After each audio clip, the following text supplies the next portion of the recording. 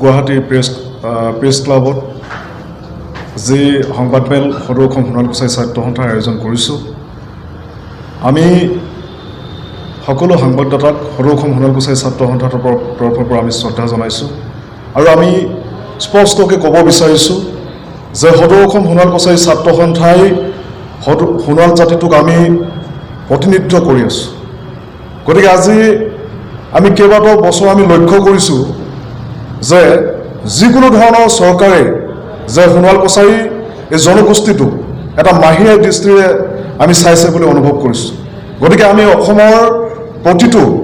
ৰাজনৈতিক দলক আমি ইয়াৰ পৰা আমাৰ স্পষ্ট আমি বাৰ্তা দিব খুজিছোঁ যে সোণোৱাল জনগোষ্ঠীৰ ফালৰ পৰা আমি বিশেষকৈ ধেমাজি, ডিব্ৰুগড়, তিনিচুকীয়া, লখিমপুৰ এই সমষ্টিকেইটাৰ ভিতৰত আমি প্ৰতিটো সমষ্টিত যাতে আমাৰ প্ৰতিটো দলৰ পৰা এটা এটা যাতে আমাৰ প্ৰতিনিধি অসম বিধানসভালৈ প্ৰতিনিধি প্ৰেৰণ কৰে বা তেখেতলোকৰ নাম লিষ্টেড কৰে। গতিকে আমি এতিয়া যিবিলাক তেখেতলোকৰ তালিকা ইতিমধ্যে ঘোষণা কৰি আছে তাত কিন্তু সোণোৱাল কছাৰী জনগোষ্ঠীৰ ফালৰ পৰা যিহেতু আমাৰ কংগ্ৰেছ দলত আমাৰ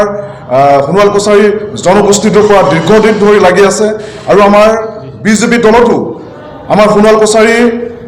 জনগোষ্ঠীটোৰ পৰা বহুত দীৰ্ঘদিন ধৰি এই বিজেপি দলত কাম কৰি আছে। আমি সেইসকলৰ দলৰ পৰাই তেখেতলোকক আমি তেখেতলোকৰ জৰিয়তে যোনে তেখেতলোকৰ যোগ্য হয় তাকে আমি প্ৰাৰ্থী প্ৰদান কৰিবৰ কাৰণে আমি সদৌ অসম সোণোৱাল কছাৰী ছাত্ৰ সন্থাৰ তৰফৰ পৰা আমি দাবী জনাইছোঁ। যদি তেখেতলোকে এই আমাৰ দাবীটো যদি তেখেতলোকে আওকাণ কৰে বা আমাৰ দাবীটো মানিবৰ কাৰণে যদি তেখেতলোকে সমৰ্থন নহয় তেতিয়াহ'লে আমি সদৌ অসম সোণোৱাল কছাৰী ছাত্ৰ সন্থাই সোণোৱাল জনগোষ্ঠীটোৰ আমি ৰাইজলৈ এই বাৰ্তাটো প্ৰেৰণ কৰিম যে আমাক যিকোনো সময়ত অসম বিধানসভাৰ বিধায়ক নিৰ্বাচন কৰাৰ ক্ষেত্ৰত হওক, জনপ্ৰতিনিধি পঠোৱাৰ ক্ষেত্ৰত হওক, যিকোনো ধৰণৰ চৰকাৰে আমাক সদায় মাহিয়া দৃষ্টিভংগীৰে চাই আছে। এই কথাখিনি কিন্তু আমি ৰাইজৰ মাজলৈ লৈ যাম। গতিকে এই কথাখিনি আজি স্পষ্ট ভাষাৰে আমি সদৌ অসম সোণোৱাল কছাৰী ছাত্ৰ সন্থাৰ তৰফৰ পৰা আমাৰ বাৰ্তাটো আজি স্পষ্টভাৱে আমি প্ৰকাশ কৰিছোঁ। শাসনাধিষ্ঠ চৰকাৰখনকো আমি হিমন্ত বিশ্ব শৰ্মা ডাঙৰীয়াকো আমি স্পষ্ট ভাষাৰে ইয়াৰ পৰা ক'ব বিচাৰিছোঁ, যদি সোণোৱাল কছাৰী এই জনগোষ্ঠীটো পুনৰবাৰ তেখেতলোকে যদি বঞ্চিত কৰে আমাৰ প্ৰাৰ্থী দিয়াৰ ক্ষেত্ৰত আমি নিশ্চিতভাৱে আমাৰ ৰাইজলৈ বাৰ্তাটো লৈ যাম আৰু ৰাইজে নিশ্চিতভাৱে চৰকাৰখনৰ বিৰুদ্ধে নিশ্চয় সিদ্ধান্ত গ্ৰহণ কৰিব। আৰু আমি বিৰোধী গৌৰৱ গগৈ ডাঙৰীয়াকো আমি কংগ্ৰেছ দলৰ বিৰোধী দলপতি আমাৰ কংগ্ৰেছ দলৰ গৌৰৱ গগৈ ডাঙৰীয়াকো আমি ইয়াৰ পৰা স্পষ্টভাৱে আমি ক'ব বিচাৰিছোঁ যে তেখেতলোকৰ জৰিয়তে যদি সোণোৱাল কছাৰী যদি এজন যোগ্য প্ৰাৰ্থীক যদি তেখেতলোকে অসম বিধানসভাৰ মজিয়াত যদি তেখেতলোকে প্ৰাৰ্থী দিয়াৰ ক্ষেত্ৰত বা আগবঢ়াই দিয়াৰ ক্ষেত্ৰত যদি তেখেতলোকে সিদ্ধান্ত গ্ৰহণ নকৰে আমি সোণোৱাল কছাৰী এই 6.5 লাখ জনগোষ্ঠীৰে আমি ভৰপূৰে সোণোৱাল কছাৰী ৰাইজৰ মাজলৈ কিন্তু এই বাৰ্তাটো আমি নিবৰ কাৰণে ইতিমধ্যে সাজু হৈছোঁ। ধন্যবাদ।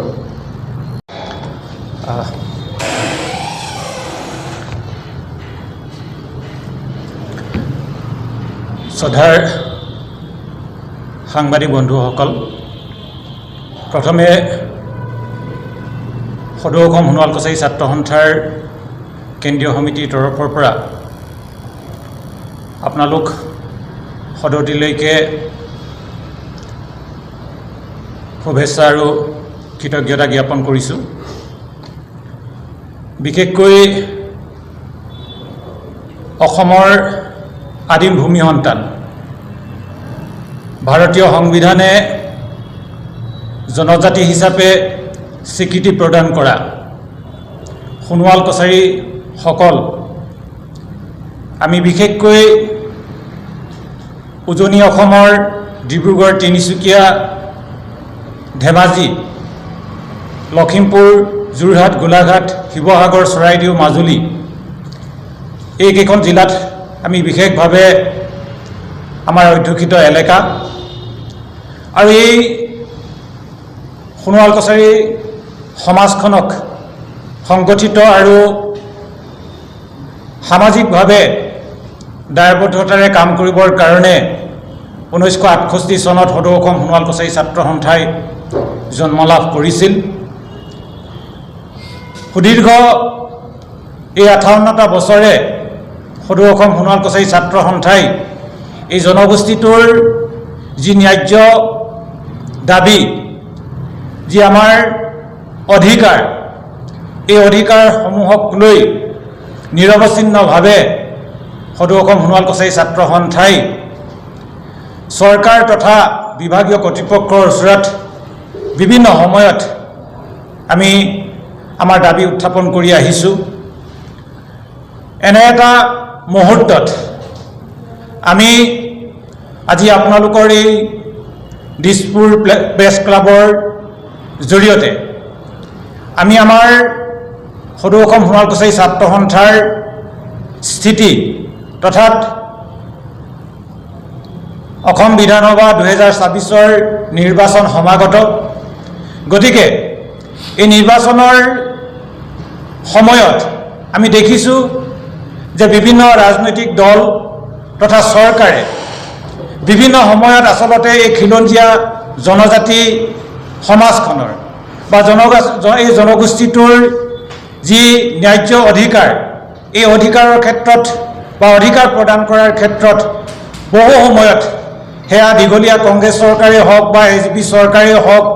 বা আজিৰ যি বিজেপি চৰকাৰ, এই বিজেপি চৰকাৰখনেও প্ৰতিটো মুহূৰ্ততে কিন্তু আমাক বঞ্চিত কৰি আহিছে, আমাক প্ৰতাৰণা কৰি আহিছে। আমি স্পষ্টকৈ ক'ব খুজিছোঁ যে আমি অসমৰ আদিম ভূমি সন্তান খিলঞ্জীয়া সোণোৱাল কছাৰীসকল আজিৰ তাৰিখত যেনেধৰণে আচলতে আমাক সেই প্ৰাপ্য অধিকাৰ চৰকাৰসমূহে দিব লাগিছিল, অসমৰ মুখ্যমন্ত্ৰী হিমন্ত বিশ্ব শৰ্মা, অসম চৰকাৰে তথা ভাৰতবৰ্ষৰ যি ভাৰত চৰকাৰ, মোদী চৰকাৰে যেনেধৰণে আচলতে আমাক সহযোগ কৰিব লাগিছিল, এতিয়াও আমি বহু দূৰ পৰাহত। তো গতিকে আমি স্পষ্টভাৱে ক'ব খুজিছোঁ যে আজিৰ তাৰিখত অসম বিধানসভাৰ যি 126জন প্ৰতিনিধি, এই 126জন প্ৰতিনিধিৰ ভিতৰত এজনো সোণোৱাল কছাৰী লোক আজিৰ তাৰিখত আমাৰ বিধানসভাত প্ৰতিনিধিত্ব নাই।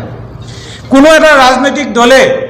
আমি দেখিবলৈ পাইছোঁ যে এই খিলঞ্জীয়া জনজাতি সোণোৱাল কছাৰীসকলক আচলতে প্ৰতিনিধিত্ব কৰাৰ সুযোগ প্ৰদান কৰিব বিচৰা নাই। আমি আক্ষেপেৰে ক'বলগীয়া হৈছে যে এই অসমৰ আদিম ভূমি সন্তান সোণোৱাল কছাৰীসকলৰ ক্ষেত্ৰত কিয় ৰাজনৈতিক দলসমূহে বাৰে বাৰে প্ৰতাৰণা আৰু প্ৰবঞ্চনা কৰিছে। আমি ক'বলৈ বাধ্য হৈছোঁ যে ৰাজনৈতিক দলসমূহে কেৱল নিৰ্বাচনৰ সময়ত আমাক বিভিন্ন সময়ত প্ৰলোভনেৰে আমাৰ সহজ সৰল ৰাইজৰ ভোটসমূহ সাব্যস্ত কৰিছে,